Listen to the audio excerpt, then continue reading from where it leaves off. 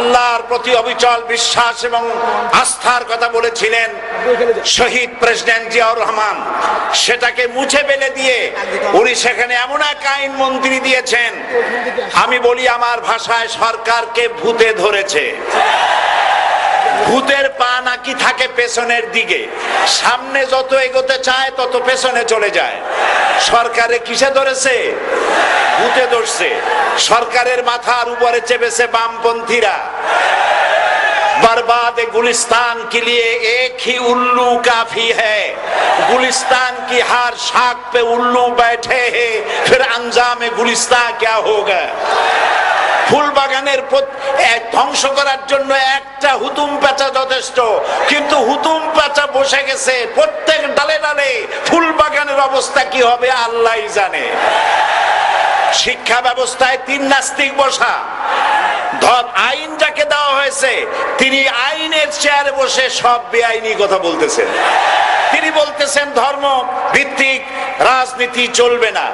প্রধানমন্ত্রী আপনি বলেন নাই আমরা আপনার কল্যাণকামী, যেভাবেই হোক আপনি প্রধানমন্ত্রী হইছেন, যেভাবেই হোক আপনি সরকারে গেছেন, আমরা চাই 5 বছর আপনি চালান, কিন্তু ভালোভাবে চালান।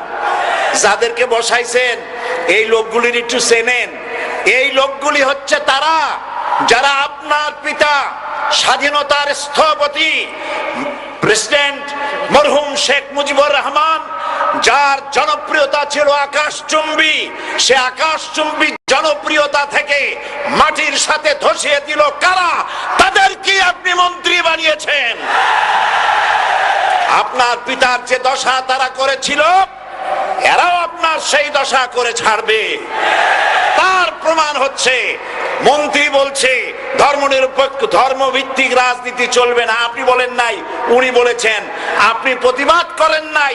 আপনার প্রতিবাদ না করাটাই ওই বক্তব্য আপনি সমর্থন করেছেন বলে প্রমাণিত হয়ে গিয়েছে। ধর্মভিত্তিক রাজনীতি নিষিদ্ধ ঘোষণা করবার মতো দুঃসাহস করবেন না।